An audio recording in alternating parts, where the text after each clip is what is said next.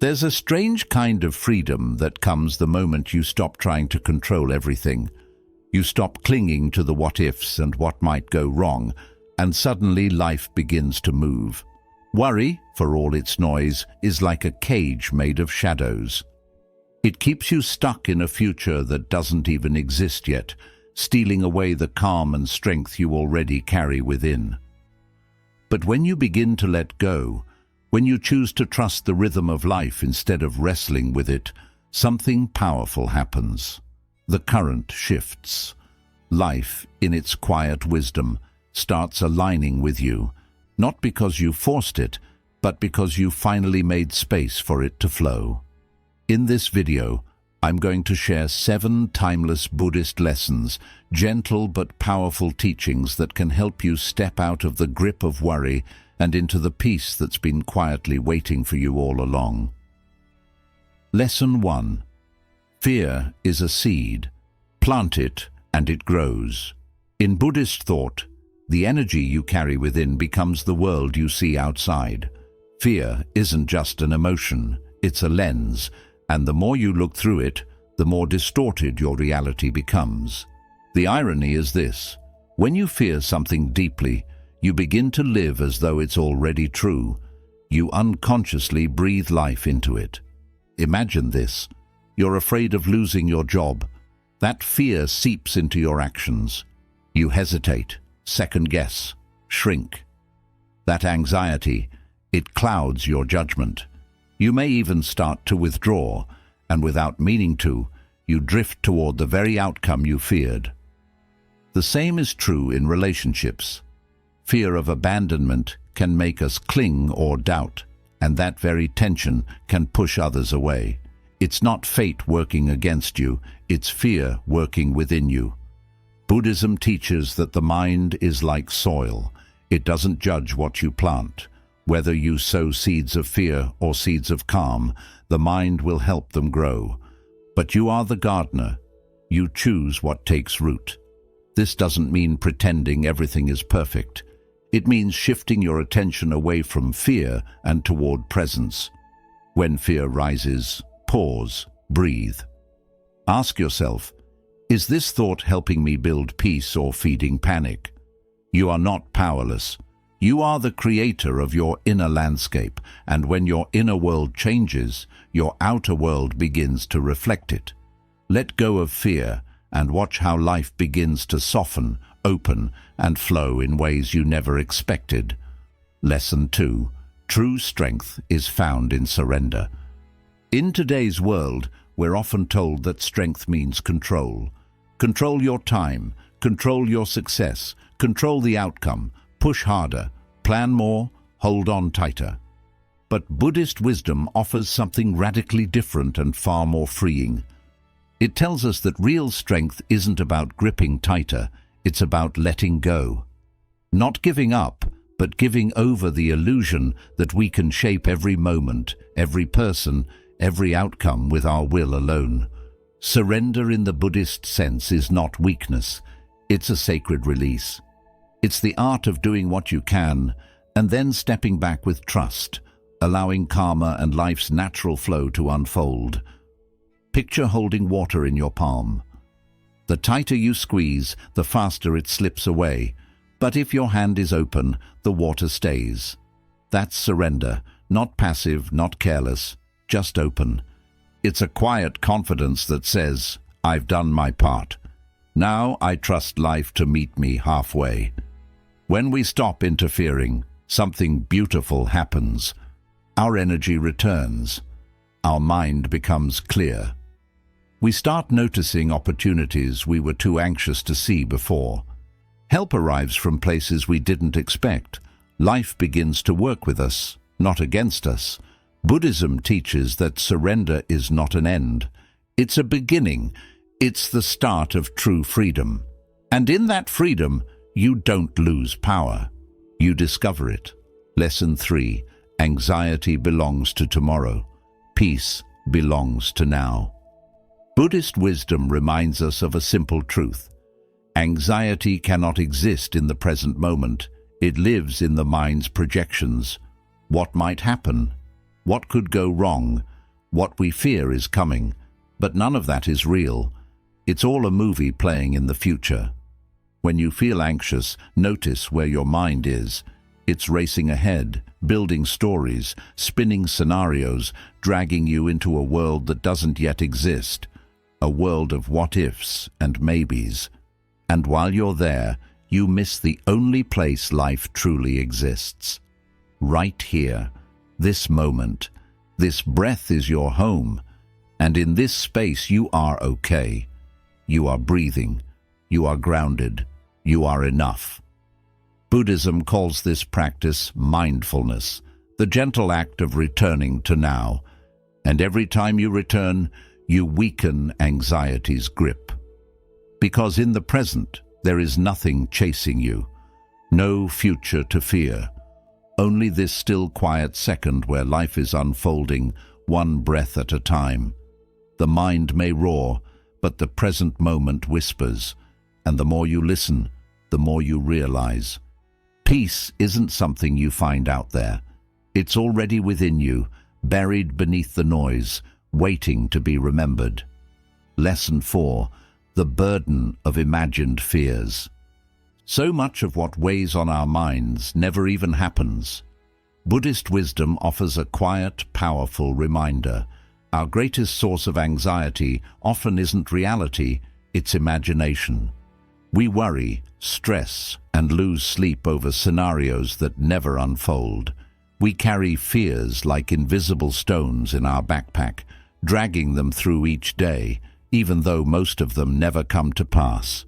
Why does this happen? Because the human mind is like a novelist that never stops writing. It scripts endless what-ifs, painting vivid pictures of problems that don't exist yet and maybe never will. It warns us of disasters, heartbreaks, and failures that live only in thought, not in the present moment. Think about it. How many times have you braced for a difficult conversation that ended up being fine, or feared the worst about a situation that resolved itself peacefully? The storm rarely arrives the way we imagined it, and often it doesn't come at all. This is the trap of worry. It distorts scale. It brings distant fears so close that we start reacting to illusions as if they're truths.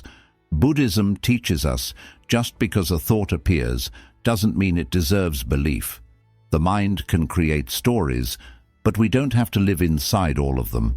So the next time you catch yourself spiraling into anxiety, pause. Ask yourself gently, is this actually happening, or is this just a thought? Often you'll realize you've been fighting shadows, not substance. Freedom begins when we return to this moment. Not tomorrow, not next week, but now. Let the imagined fears dissolve. What's real is often far gentler than what we fear, and when you stop living in the mind's predictions, life starts to feel lighter, clearer, and much more peaceful. Lesson 5. Control blocks. Faith. Here's a truth that's hard to swallow, yet deeply freeing. You can't hold the steering wheel and still believe the road will carry you. Buddhism reminds us that control and faith are like two travelers heading in opposite directions. The more tightly you grip control, the further you drift from trust, and the more deeply you trust, the more you must let go. Trying to micromanage every part of your life is like saying to the universe, I don't believe you'll take care of me. It's a subtle but powerful form of fear, the fear that without your constant supervision, everything will fall apart. But has that control ever truly brought peace? Often, the more we try to dominate outcomes, the more tangled we become in anxiety, tension, and fatigue.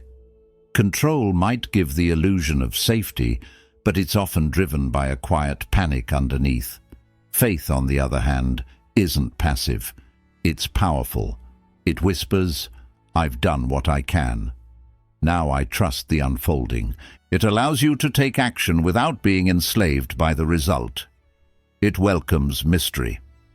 It believes in timing you can't control and outcomes you may not fully understand. Yet Buddhist teachings call this the release of attachment. You act with intention, but you surrender the obsession with how things must turn out. Like placing a seed into the soil, you water it, nurture it, but you don't yank at it to speed its growth. Real growth takes trust in unseen roots. Ask yourself, are you holding on so tightly that you've forgotten how to breathe? Are you trying so hard to force a future that you've stopped believing in life's quiet intelligence? Letting go isn't giving up. It's showing up fully and then allowing life to meet you in its own way. That's where faith begins. And with it, peace. Lesson 6. Letting go is how you begin to grow. Worry has a quiet way of shrinking your world. It starts subtly, a few cautious thoughts, a bit of over-planning, a fear of what might go wrong. You tell yourself you're just being careful, but over time that carefulness becomes a cage. You begin to shrink without noticing.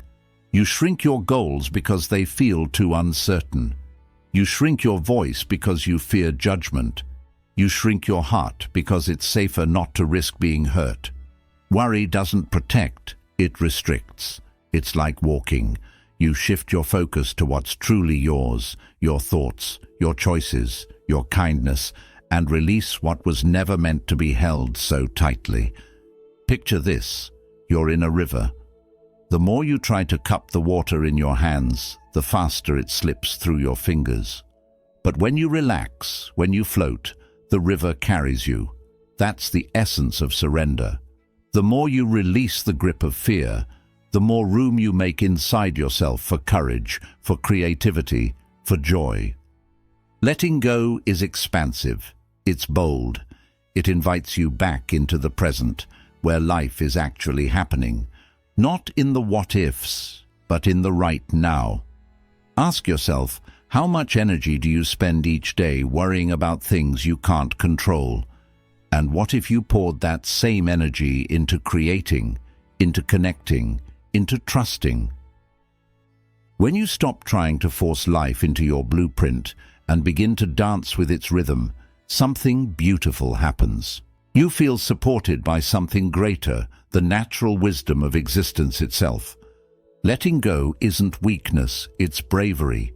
It's the strength to stop shrinking and the courage to start living with an open heart. Take a breath. Feel the weight lift. And remember, you don't need to hold it all. Freedom begins the moment you choose to let go. Lesson 7. Life begins to flow when you step aside. One of the most powerful, yet often overlooked truths in Buddhist teaching is this: life functions best when we stop trying to control every inch of it. The more we meddle, the more resistance we create. The more we grip, the more chaos we invite. But when we learn to step back, not out of neglect, but from a place of trust, something extraordinary begins to happen. Life starts moving on its own, with a rhythm far wiser than our plans. Yet this idea can be deeply unsettling. We've been taught from a young age that control equals safety, that without constant effort, correction, and micromanagement, everything will collapse, so we interfere. We often overthink conversations, worry about problems that haven't happened, and chase results that aren't ready. We try to insert ourselves into every detail, convinced that if we don't take control, things will fall apart. But this constant interference creates tension instead of ease. It drains our energy, clouds our thinking, and leaves us feeling exhausted, trying to manage things that were never fully in our hands to begin with. Buddhism shows us another way, a gentler, wiser path. It teaches that when we let go of the urge to interfere, we allow life to unfold with its own natural rhythm. Just as a river finds its way around rocks and bends, your life too can move forward if you stop blocking it with fear and control. Think back to the times you tried to force something, a job, a relationship, a decision, only to watch it break apart. And now remember the moments when you took a breath, surrendered, and allowed things to flow. How often did those situations resolve more smoothly than expected? your worry, your urge to control, your overthinking. They're like stones thrown into a calm stream. They stir the water, making it cloudy and chaotic. But when you remove the need to control, the current flows freely again. Life works the same way. Trying to control everything doesn't make life safer, it just makes it harder. It turns possibilities into pressure. And often, in trying so hard to make things happen your way, you unknowingly block better outcomes that might have come if only you had let go a little. So how do you begin to let go? Start by simply observing. Notice when you're holding on too tightly, when you keep checking your phone for a reply, repeating the same decision again and again, or trying to rush a person or situation that isn't ready to move. In those moments, pause and ask yourself, what if I loosened my grip? What if I did what I could and allowed the rest to unfold on its own? Letting go doesn't mean you stop caring. It simply means you learn to act where it truly matters and release what doesn't. You plant the seed, you water it, but you don't pull on it every day hoping it will grow faster. Growth, whether in life, relationships or dreams, has its own pace, and when pushed, it gets damaged. Imagine gently holding a butterfly in your hand. If you close your fingers in fear, trying to keep it, you'll crush it. But if you keep your palm open, it may stay longer or even return after flying away.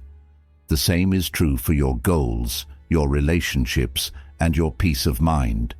They need room to breathe. The tighter you try to hold them, the more they slip away. But when you let go with trust and openness, they begin to grow naturally, and in that space, something powerful unfolds, a quiet shift, a soft change. That's when life starts to support you, and the right people begin to show up. The right timing appears on its own. Solutions start to surface without being pushed or forced. You stop feeling like the entire weight of the world is on your shoulders. Your energy feels lighter, your breathing becomes deeper, and your heart starts to relax. And then you realize that what you feared wouldn't happen without your constant control was never something you were meant to force in the first place.